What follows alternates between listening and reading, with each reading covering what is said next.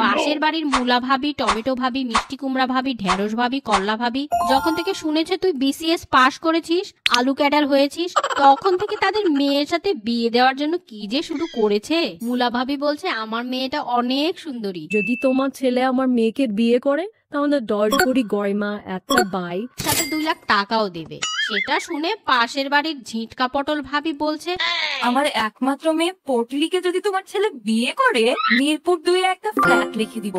যাই বলিস বাবা, আমার কিন্তু পটলিকে আগে থেকেই পছন্দ ছিল। তুমি ওকে এভাবে বাড়ি থেকে বের করে দিলে, এখন যদি ওই মেয়েটাকে বিয়ে করে বাড়িতে ফেরে, কত শখ ছিল আমার ছেলের ধুমধাম করে বিয়ে দেব, বৌমা গা ভর্তি গয়না পরে আসবে, মেয়ের বাবার কাছে টাকা নিয়ে একটা সুন্দর বাড়ি করব।